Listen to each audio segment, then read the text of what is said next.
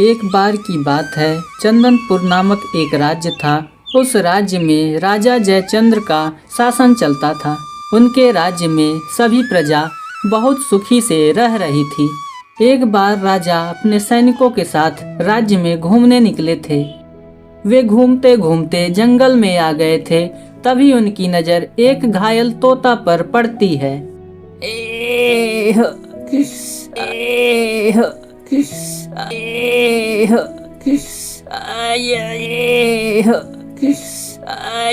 तोता दर्द से बहुत ही करहा रहा था। तभी राजा अपने सैनिकों से कहते हैं, सैनिक, ये पक्षी घायल पड़ा हुआ है, मुझे इसकी सहायता करनी होगी। राजा अपने घोड़े से उतरकर उस तोते के पास जाते हैं और उससे कहते हैं, हे पक्षी, मैं इस राज्य का राजा हूँ। मेरा नाम है राजा जयचंद्र। तुम्हारे साथ क्या हुआ था और तुम घायल अवस्था में यहाँ कैसे आ गए?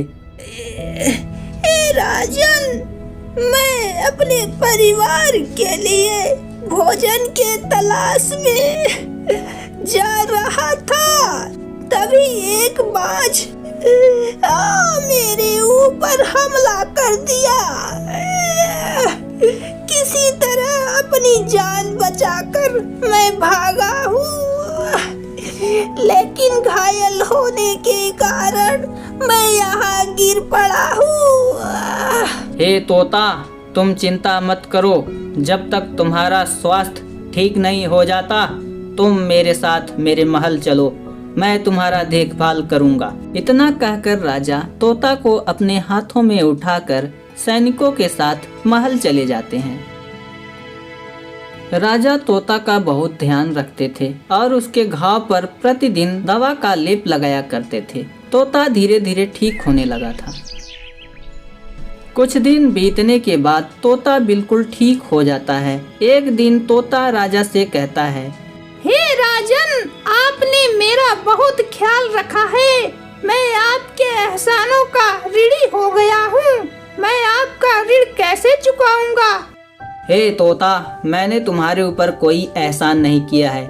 ये तो एक राजा होने के साथ साथ मनुष्य होने का मैंने फर्ज निभाया है। अगर तुम इसे एहसान समझते हो तो तुम हमारे राजमहल में रहकर महारानी का मनोरंजन किया करो। वे बहुत ही उदास रहती हैं। जैसी आपकी आज्ञा राजन। तोता रानी के कक्ष में रहकर उनकी बातों का आज्ञा का पालन करता और उनका मनोरंजन भी करता। ऐसे ही एक दिन राजा और रानी दोनों अपने कक्ष में विश्राम कर रहे थे। तोता भी उनके बगल में बैठा हुआ था। तोता अपने मधुर आवाज से राजा और रानी दोनों का मनोरंजन कर रहा था। जाने मेरी जाने मन, बचपन का प्यार मेरा भूल नहीं जाना रे। बस करो मेरे प्रिय तोते, मेरे तो हंसते हंसते पेट दर्द होने लगे हैं। तभी तोता राजा से कहता है, महाराज, आप बुरा ना माने तो मैं एक बात कहूँ? हाँ हाँ, क्यों नहीं, निसंकोच तुम मुझसे बात कर सकते हो। महाराज, मुझे राजमहल आए बहुत दिन हो गया है। मुझे अपने परिवार की याद आ रही है। क्या आप मुझे आज्ञा दे सकते हैं?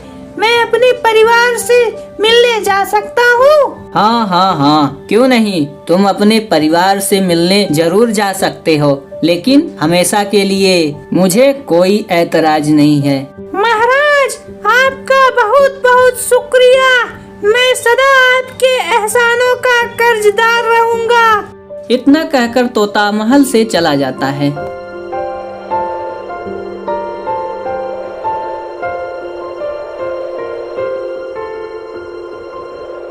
कुछ समय आकाश में उड़ने के बाद तोता अपने परिवार के पास पहुंच जाता है। तोता अपने घोंसले में पहुंचने के बाद सारी बात अपनी पत्नी मैना को बताता है।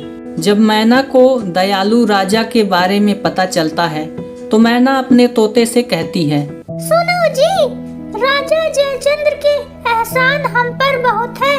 आप राजा को मेरी तरफ से जादुई फल उपहार में कल देकर आइएगा और उनका एहसान चुकता हो जाएगा।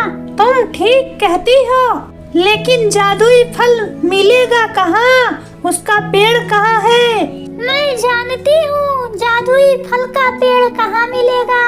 जब तुम चले गए थे, तुम्हारे जाने के बाद एक दिन मैं जंगल में दक्षिण दिशा में भोजन के तलाश में गई थी। वहाँ जादुई फल का पेड़ देखने को मिला था। आप उस फल को तोड़कर राजा को उपहार के रूप में दे देना। ठीक है, ठीक है। कल सुबह मैं जादुई फल लेने के लिए दक्षिण दिशा में जाऊंगा। दूसरे दिन सुबह होती है और तोता जादुई फल के तलाश में दक्षिण दिशा की ओर जाने लगा। तोते को आकाश में उड़ते उड़ते काफी देर हो चुकी थी, लेकिन उसे कहीं भी जादुई फल का पेड़ नहीं दिख रहा था। तभी तोता अचानक एक जंगल को देखता है। वह उस जंगल में जाता है और उसे एक अजीब सा पेड़ दिखता है। जब तोता उस पेड़ के पास जाता है तो उसे जादुई फल लगे हुए दिखते हैं। वह जल्दी से उस फल को तोड़कर अपनी चोंच में लेकर काफी तेजी से पूर्व दिशा में उड़ने लगा। उड़ते उड़ते काफी देर हो चुकी थी और देर होने के कारण रास्ते में ही रात हो जाती है और वह रात बिताने के लिए रास्ते में ही एक बड़े से ही पेड़ पर रुक जाता है। तोता को उस पेड़ पर बैठे बैठे काफी रात गुजर जाती है और उसे नींद लग जाती है। तभी अचानक उसके मुंह से जादुई फल नीचे गिर जाता है। जमीन पर एक सांप जा रहा था। अंधेरे की वजह से उसे दिखाई नहीं दिया और वह मेढक समझ के उस फल को मुंह में दबा लेता है। फल का स्वाद मीठा होने के कारण सांप फल को वहीं छोड़ देता है और वहां से चला जाता है। सुबह होता है। तोता उस फल को उठाकर राजा के महल जाने लगा। जब तोता महल पहुंचता है तो उस फल को राजा के सामने रखकर राजा से कहने लगा, महाराज की जय हो। महाराज, मैं आपके लिए ये फल उपहार में लेकर आया हूँ। कृपा करके इस फल को आप ग्रहण करें। हाँ हाँ, क्यों नहीं हमारे प्रिय तोते, मैं इस फल को जरूर ग्रहण करूँगा। तभी बगल में खड़ा मंत्री राजा से कहते हैं, महाराज, यह एक पक्षी है। इस पर पूरी तरह विश्वास करना ठीक नहीं है। इस फल में विष भी हो सकता है। पहले इस फल को सैनिक को खाने के लिए कहिए। राजा मंत्री के बातों में आ जाते हैं और सैनिक को फल खाने का आदेश देते हैं। जैसे ही सैनिक उस फल को खाता है, तुरंत उसकी मौत हो जाती है। यह देखकर राजा अत्यंत क्रोधित हो जाते हैं और क्रोध में तोता को मौत की सजा सुना देते हैं। दुष्ट तोते, तुम्हारी ये हिम्मत, तुम मेरी जान लेने की कोशिश की। सैनिक, इस तोते को पकड़ लो और इसको मौत की सजा में सुनाता हूँ। इसे मारकर इस फल के साथ इसको जमीन में दफन कर दो। इस तरह बेचारे तोते की हत्या हो जाती है। सैनिक फल और तोता दोनों को राज्य से बाहर ले जाकर जमीन में दफन कर देते हैं। ऐसे ही कुछ वर्ष बीत जाने के बाद जमीन में गड़ा हुआ फल एक विशालकाय वृक्ष के रूप में बदल जाता है और उसमें ढेर सारे फल लगे हुए थे। लेकिन राज्य का कोई भी व्यक्ति डर की वजह से उस फल को कोई नहीं खाता था। एक दिन एक बूढ़ी महिला चंदनपुर राज्य में भीख मांगने आती है और उसकी नजर उस जादुई फल पर पड़ती है। अरे वाह, कितने सुंदर सुंदर फल इस वृक्ष में लगे हुए हैं।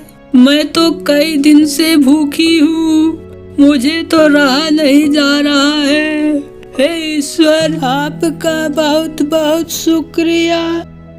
बूढ़ी महिला फल को जल्दी से तोड़कर खाने लगती है। जैसे ही फल बूढ़ी महिला खाती है, अचानक एक तेजी सी रोशनी चमकती है और बूढ़ी महिला एक जवान स्त्री के रूप में बदल जाती है।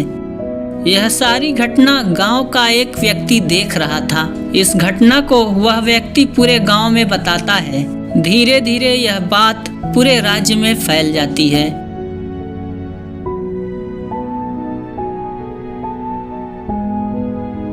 बूढ़ी औरत के जवान होने की खबर राजा के कानों में पड़ती है तो राजा उस फल का रहस्य जानकर तोता के वियोग में रहने लगे।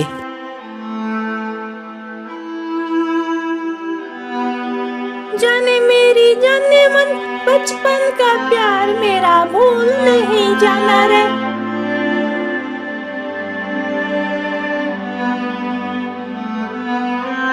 तो राजा जयचंद्र तोता के वियोग में अपनी प्राण त्याग देते हैं।